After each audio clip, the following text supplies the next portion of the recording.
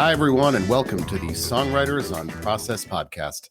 My name is Benno Papari, and since 2010, I've run the Songwriters on Process website, where you can find more than 200 conversations with songwriters about the creative process. I'm not here to talk about tour stories, band drama, how a band got its name, or favorite foods. My goal is to treat songwriters as writers, plain and simple. This is an intelligent conversation about the writing process between two writers. And today's interview is with Tim Burgess of The Charlatans. So I want to start this with 3 fun facts about Burgess that you'll learn more about if you listen to the podcast. Some incentive there. Fact number 1, he likes to write in white rooms.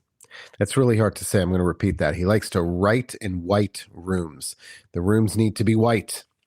And as you can imagine, light also helps. Fun fact number 2, over 20 years ago, he saw the Vincent van Gogh painting Plowed Fields. And ever since he saw that painting, he's been trying to write a song called Plowed Fields, but he still has not finished it. That was over 20 years ago. Fact number 3, he gets a lot of great songs idea at the gym when he's not thinking about songs. So he goes to the gym in the morning, and when he's listening to music, he gets a lot of great song ideas when he's at the gym. We talk more about those things in detail in the podcast, so make sure you check it out. But, you know, to that third point, I think that one of the themes of this interview is that a lot of great song ideas come to him when he's not thinking about songwriting. He told me when I'm preoccupied, that's when the ideas come. And as far as the exercise, he said he's so much more prolific when he exercises. So, when you're exercising, you're probably not going to be thinking about song ideas, but there's other ideas. Well, we talk about this, why exercise is so conducive to creativity, but the song ideas come to him when he's not thinking about writing songs. That's not uncommon to hear that a lot from songwriters as well. As far as that process, when it starts, he said he hits the note that feels right for how he's feeling at the time or at that exact moment. Then that note informs the next note, and that informs the melody. At that point, he kind of looks at his notes and his lyrics and sees what lyrics fit with that music. But again, the theme really that these ideas come to him when he's not thinking about them. The process is very unintentional. I think you hear those words a few times here. Burgess is also a prolific writer. I mean, the songwriting catalog for the Charlatans, we're going back close to 30 years, I guess, around 30 years at this point. But he's a prolific prose writer. He's written several books. He's writing one right now. And so we talked about that prose writing process that involves overwriting. And I'm a big proponent, as someone who's a prose writer, not a songwriter, I'm a big proponent of overwriting, writing more than you need and then cutting later. I think it's much harder as a writer if you think about, I've got 1,000 words to write, I'll stop at 1,000. The advice I give any writer is overwrite and then edit later. It's much faster that way. And we talked about why overwriting is important. So with that, I love this interview. He's a great sense of humor, super nice guy. We had a lot of fun. And with that, here is my interview with Tim Burgess of The Charlatans. I was listening to an interview with Bruce Springsteen a couple of weeks ago by the radio personality Howard Stern here. And he asked Bruce Springsteen if he writes every day. And he said, no, I don't, because sometimes I don't have anything to say. And I thought that was interesting because I find that some songwriters are very much of the, write every day, even if it's bad. Yeah. And others are just don't force it. But I'm curious where you sit in that, write every day kind of thing, or if I don't have anything to say, why push it kind of thing. I fit somewhere in between all that. There's moments and times where I've written every day songs. There's been times that I've written just notes in my book. It usually happens when I'm not thinking about songs, and the only time I'm really not thinking about songs is when I'm listening to songs. And that is usually when I'm at the gym. So if I go to the gym in the morning, I've got a headset on, I'm listening to nothing in particular, whether, I don't know, a Kate Bush song or Animal Collective song or or a Neil Young song, just random people, just whoever I feel like on that morning. And I'll be watching the TV because there's a TV in front of the gym as well. And sometimes I'll just go, oh, I don't know what that was said then, but something, and I'll just write it in a voice note of what I thought was said, and it's never the same as what's said. And so I write notes in my voice notes. Occasionally, when I'm in the middle of writing an album, I do write every day because I've got that thing, got to get that thing. I'm in album writing mode, but a lot of the time I'm just like writing notes when I'm walking around or when I'm at the gym or if I'm watching the TV or doing nothing in particular. I get thoughts when I'm doing nothing. When I meditate, I get thoughts and just write them down, and then I'll look at them, 6 months later and think, what the hell is that? But then there's a line or two that sort of gets me going, So there's a lot to unpack there, because the voice memo thing, I'm fascinated by songwriters who tell me they have, hundreds of voice memos and there's no organization to them whatsoever. And I know, and I think, doesn't it drive you crazy if you think, oh, where's that one idea? And you have to scroll. Is there any organization at all to those memos, or no? None. No, none. And it drives me crazy. But I think it's almost part of the cruelty to myself that I have to suffer in order to create something. It's like I always tell this story about like being at my mum and dad's house when the band Charlatans first started, and we had this instrumental, and I went for a walk after I had my dinner there with my folks, and I went for a walk, and I got halfway to, it was a 1.5 mile walk, and I got halfway there to go and buy some cigarettes, which was, as you remember, when you're in your early 20s, that's very important. Right. and I had the idea for the verse melody for The Only One I Know. Lyrics and words kind of just came to me. I thought, do I go and get the cigarettes and risk losing this song, or do I run back and get my dictaphone that on this occasion, I forgot to bring? If I would have had it, it would never have come, Yeah. But because it wasn't, so I decided to run back and record it all and then start my journey all over again a little later. But it's things like that kind of make you remember in lots of ways where you were when you wrote a song, Now, you and I are about the same age, so I know what a dictaphone is, but the kids listening are going to go, what the hell is a dictaphone? They're going to, what is that? I try to explain, yeah, they're these, they have these small micro cassettes, and you remember that. So yeah, and I get a lot of ideas. And this is another thing songwriters tell me is, and I think writers in general, the ideas come to them when they are not thinking about the ideas. That they never come to us when we sit down and say, boy, I'm going to think about a song, or I'm going to think about an idea. But I actually have a practical question, because I know you do meditate. So when those ideas come to you and you meditate, just out of curiosity, do you interrupt it, or do you finish meditating and then write those ideas down afterwards? I read once that John Lennon used to meditate and then come out of it if he had an idea and just write it down and then go back in, which is something that I've been told is kind of, a thing to do.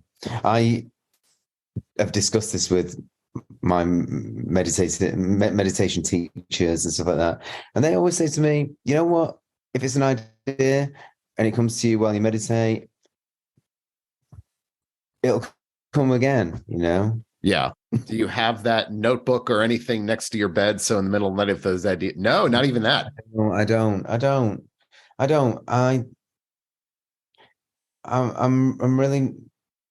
really not like that. I've felt certainly over the past 10 years that the best way for me to write is by having an acoustic guitar next to my heart or on my chest, and the notes that I choose that morning or that day. I mean, I have to go even rewind a little more and say that I write in a white room, and I write with an acoustic guitar on my chest. I hit the note that feels right for how I'm feeling at that exact moment. and just go with it. And then try and find the next chord. It informs the next chord, and that'll inform the melody. And the melody will kind of like sound like something. And I'll look at my notes, and it'll be like, some of those notes from like way back that I don't even know what they're about. And I'll just think, oh, that's interesting. And that actually phrase goes with this. And I start from there. It's almost like starting from scratch. Not without any real kind of without any real enthusiasm, apart from the fact that I'm enjoying what I'm doing, and then I get really enthusiastic as the song progresses, and then think, oh, this needs now is a killer middle A, or a great chorus, and I get really excited when I might have something that I've already written that fits perfectly. It's an ongoing process, not every day, but an ongoing thing, and I have bits everywhere. And I'm coming to that time now because, charlatans are thinking of writing stuff. I know that I'm going to have to sift through everything. And that's a really kind of a process that I like to do, but I like to put it off as well. So when you're sifting, are you mixing and matching? Like, I'll take this piece here. How does that even, when you're sifting, what do you find one thing and say, oh, I need to find something else to goes with that? Or what is that sifting like? Well, say for instance, I'm, looking for songs. I've probably got about 100 ideas in the phone that I've just recorded, done, and then forgotten, and then just think, oh well, at least I've got it. So the sifting will be trying to find out if there's anything that makes me want to work on. If there's anything there that makes me want to work on it.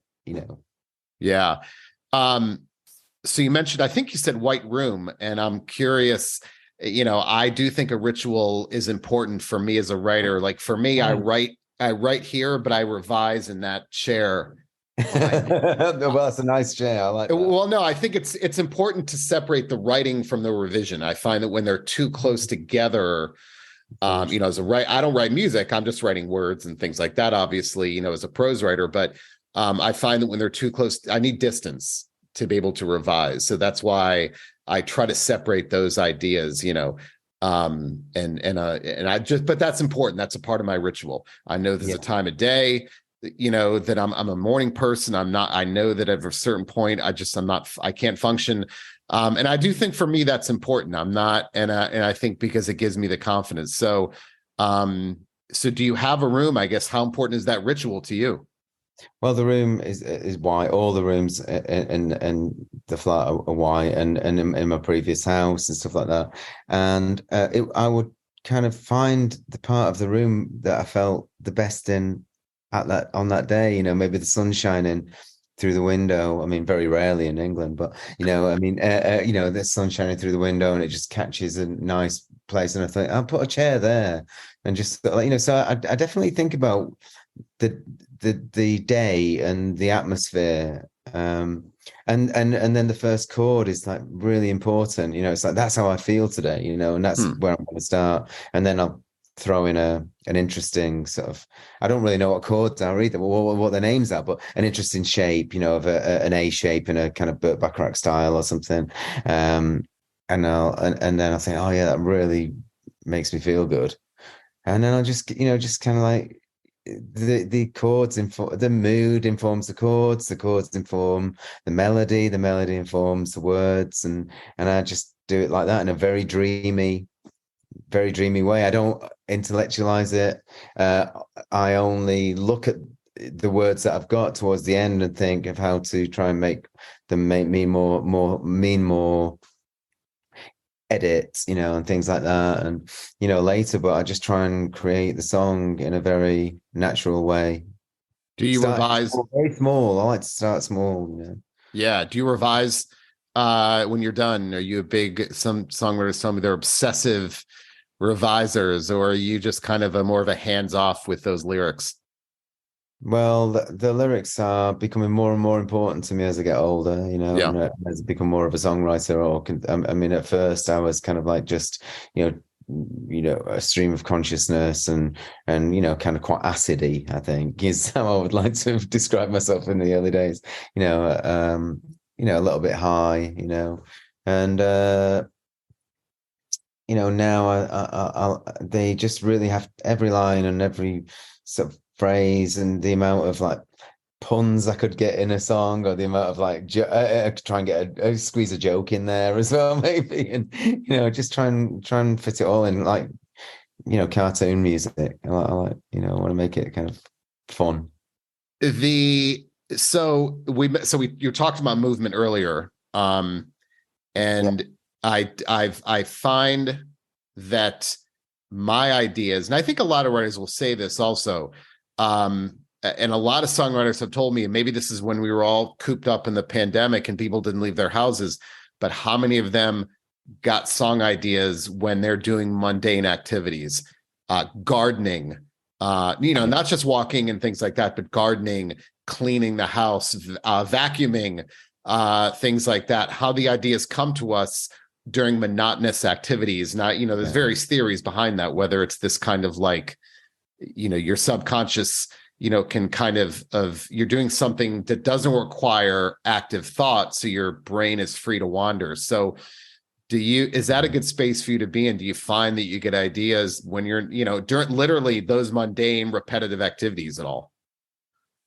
Well, walking is certainly top of that list. And I suppose during the pandemic,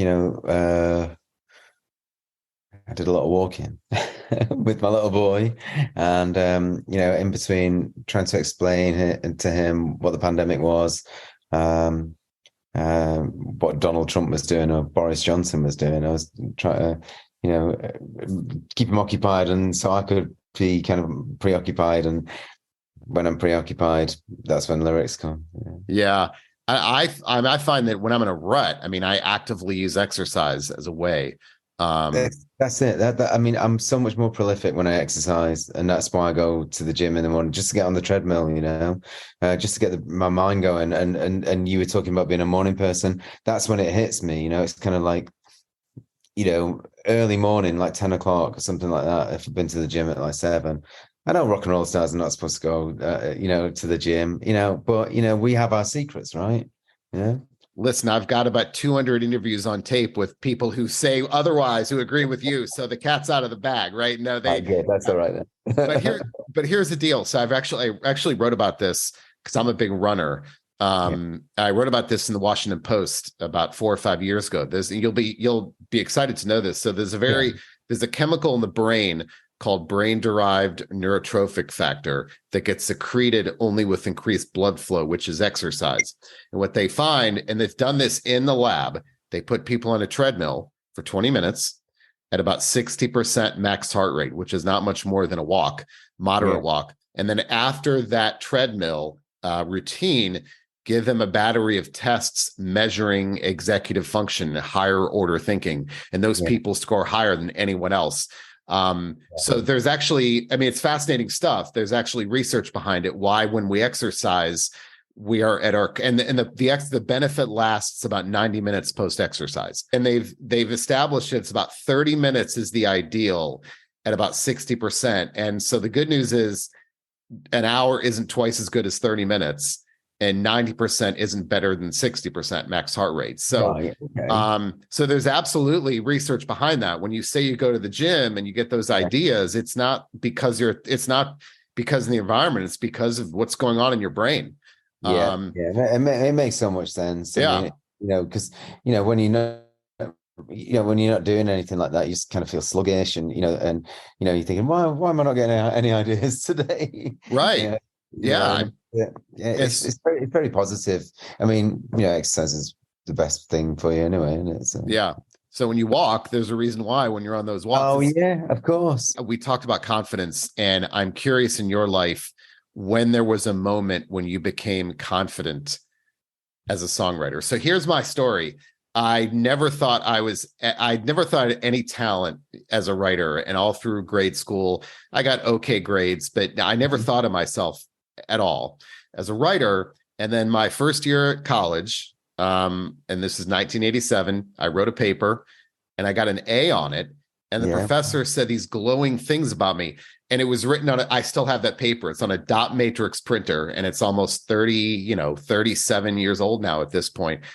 And from that moment on, I wrote as an A writer, but it took that confidence, right, about myself. And that changed my life forever. Like, I actually still have that paper. So I'm curious if you had a moment, whenever it was, when what you just, I don't know, for me, that was a very seminal moment. Did you have a moment like that when you thought, okay, I have the confidence? Yeah. I did. Maybe the Charlatans' fourth album. It was actually, we called it the Charlatans, and it was in 1995. The first album that we did was Some Friendly, and it was like a worldwide hit. Yeah. But no one really talked about the lyrics or the writing. It was a collective, and then the second album, my writing really took a dive for feeling quite insecure about it. I think people laughed at my rhyming and stuff like that. People joked around. They don't anymore, but just at that time. And then the third album, I kind of felt like I was kind of growing again. I got more and more confident, especially as the album went on. That was called Up to Our Hips, and then and that kind of got us back on track again, really. So 1995, we made The Charlatans, and I tried to simplify everything. And, obviously my brain is just like, it's just like working overtime all the time. And I tried to just keep it simple and try to connect and, and just really thought about it as a writer should, as opposed to just like random, crazy thoughts and stuff. And it just seems to work. And I used that. And, the album did really well and gave me confidence to do the next one. And that did really well. And all of a sudden I thought, hey, I can call myself a writer now. It's really hard where, the time, I don't know whether it was the times I grew up or where I grew up, but to say that you're a writer or, a songwriter or, a musician, it was quite difficult. I had to, for ages, I just called myself a singer in a band, it's like, and nothing more than that, nothing more kind of like, nothing bigger than that. And then I thought of myself as a writer, and now I think of myself as a decent writer. Doesn't it change everything though, once you think of yourself that way? It really does. Someone asked me if I could write a book, and that took a lot as well, get to be able to write a book. I wrote the first 30,000 words in capital letters, and there was no punctuation, and it was just like, I had to really start at the beginning. And eventually with some editing and stuff, I put out a book that was top of the charts as a memoir, and it's like, right, how the hell did that happen? And then I've written 5 books now, so it's kind of like, it's just nothing happens immediately, I don't think, but being able to call yourself a writer is a big help. I was going to ask you, because I've interviewed Kathy Valentine of the Go-Go's about her memoir. I interviewed Michelle Zauner, Japanese Breakfast, about her memoir. Songwriters who have become writers, and how that process is different. So when you're writing those memoirs or those books, I mean, that's a different type of process. Did you say to yourself, I'm going to write a certain amount of pages a day or words? What was that? What was that process like for you?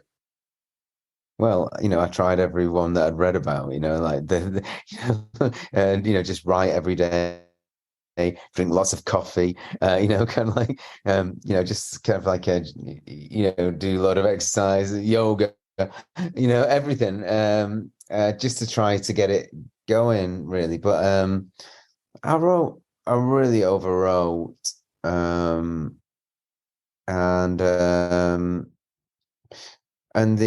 but then I pretty much rewrote it and then rewrote it again. So I did it pretty much 3 times.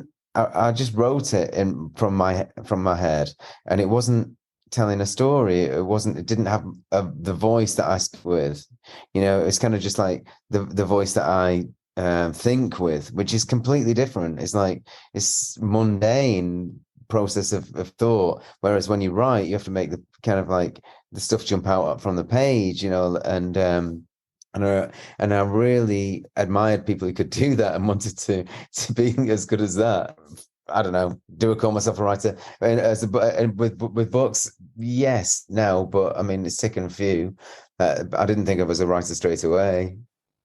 I love the fact you said you overwrote, and I would tell people all the time, overwriting is much faster than trying to hit that limit. I mean, I think any good writer, there's a great essay by the novelist Anne Lamott, and it's called Shitty First Drafts. And that's what I believe in, that first draft, right? That first draft, overwriting is so much faster, isn't it? I mean, and I love that you did that. But probably it was so much easier for you, right?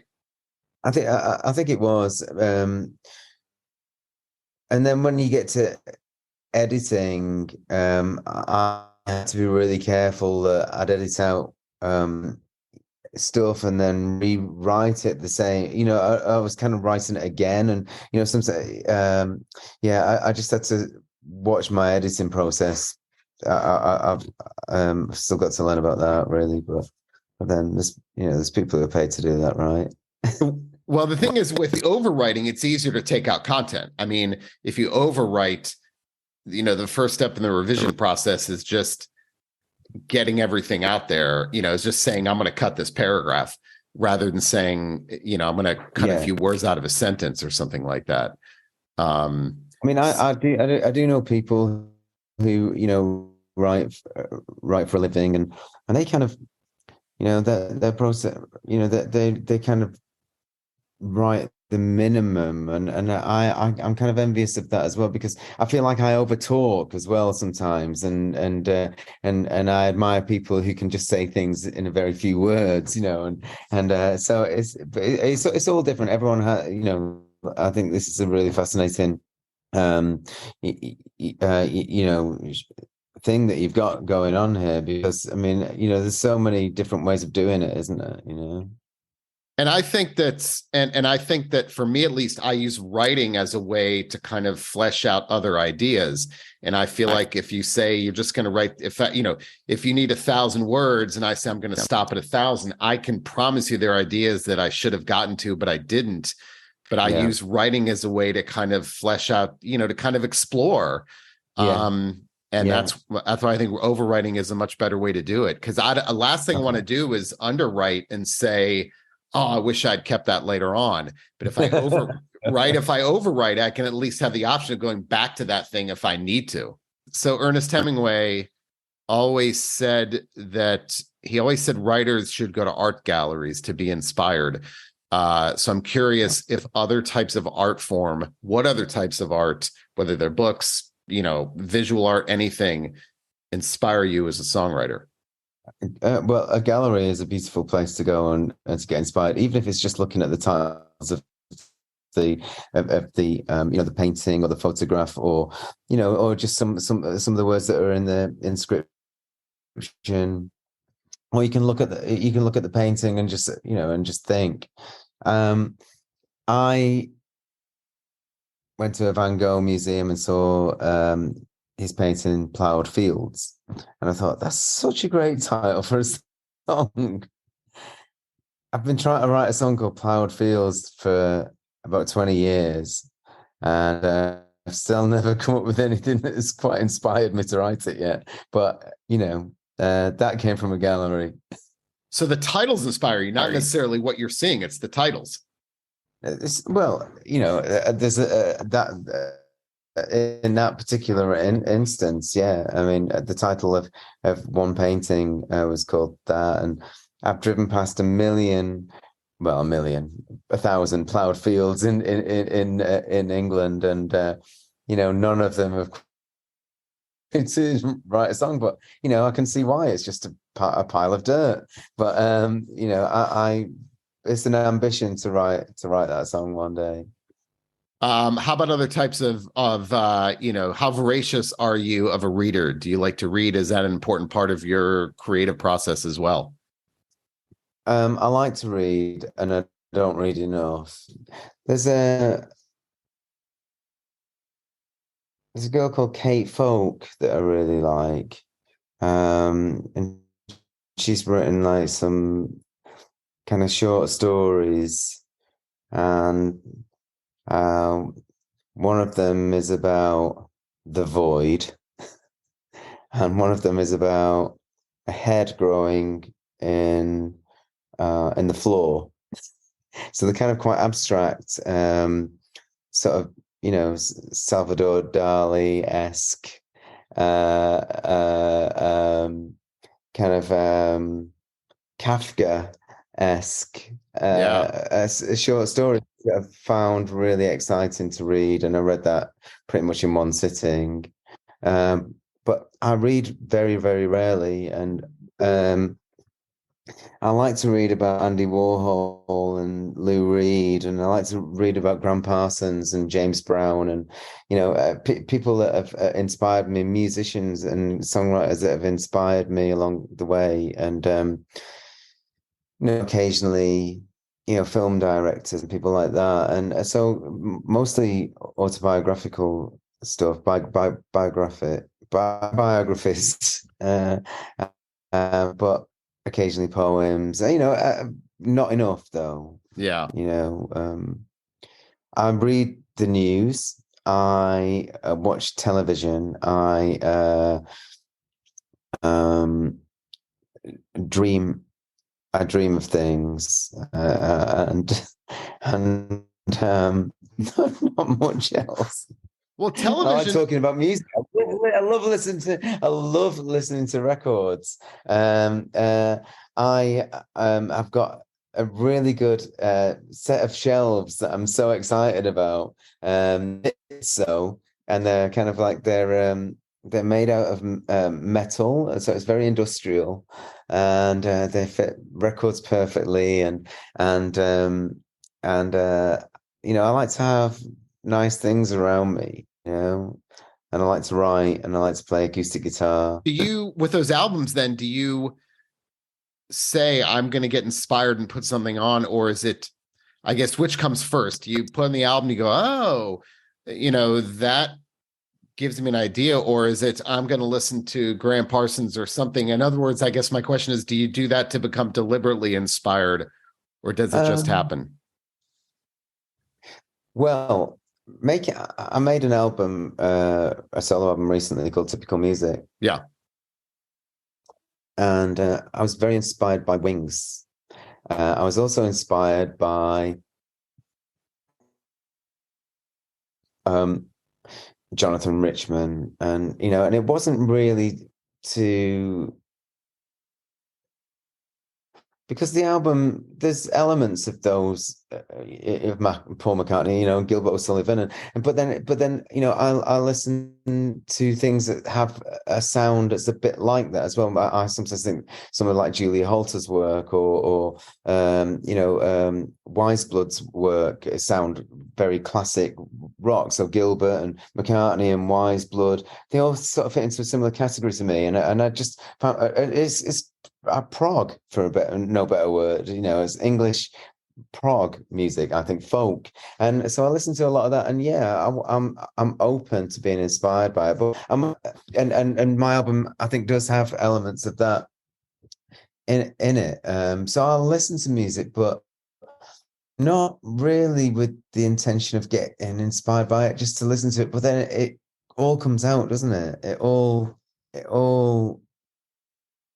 turns into something else. If you're inquisitive about listening to other people's music, it's gonna filter through, and it's an idea, and and I literally don't know where any of my songs come from. I literally don't.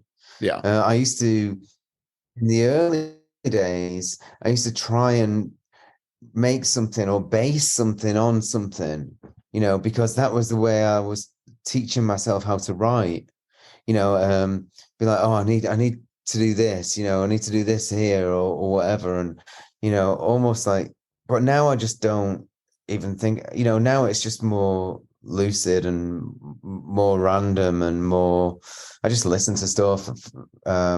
Listen to it in the bath, walk, headphones on, talk to people, go to bars, listen, always listening, always thinking. That reminds me of I interviewed Britt Daniel from Spoon, and he about 6 months ago, and he told me that he will sit in a bar with his laptop and listen to conversations and write down things that he hears people say. Oh, So I hear love that. I love yeah, that. I love that. That's so cool. yeah. All right. So last question, and this is, I think, kind of what we are just talking about. I've written this quote down by the author E.L. Doctorow, and he says, "Writing is like driving at night. You can only see as far as the headlights, but you can make the whole trip that way." And God, I love that. I yeah, love isn't that great? that. Yeah, So I'm guessing that's kind of what you do. You're not thinking about the end. You just kind of go where it takes you when you write. definitely. I mean, I know that an end has to happen in the song, but I never think about that. I just think about how to get there, how to get to the middle, really. It's like a short distance, and just to have something that I like. I mean, to write something, you can write three things in one day and just not you just and I'm not explaining it very well. I don't pursue it Yeah. unless I find something that I like. I try the same practices every day, by sitting in different parts of the room. But if nothing comes, I change where the capo goes on the guitar and I try that. And if it doesn't happen, it doesn't happen. I have to find something that I like. And sometimes, it might go a week and I'm trying it every day and it'll be like, oh my God, I found something that I like. It's only small, but I really like it. And it could be, just two chords and a melody and a word that's and a phrase that's like really interesting, like, I don't know, almost as good as ask the dust or something like that, and so almost as good as Hollywood or whatever, just something fantastic, it's like, oh wow, I think I've got something here. Now what next? The melody takes you to the next place and you want it to be slightly abstract, but you want it to be, not obvious, but you want it to be fantastic and, just right. And it's amazing when a song comes off and it's just everything you want it to be. And you get that same feeling of excitement at the end as you do at the beginning. And that's it for the latest episode of Songwriters on Process. Don't forget, you can find all of my interviews with over 200 songwriters on my Songwriters on Process website at songwritersonprocess.com, going all the way back to 2010. You can read them, watch them, or listen to them. So until next time, thanks for listening.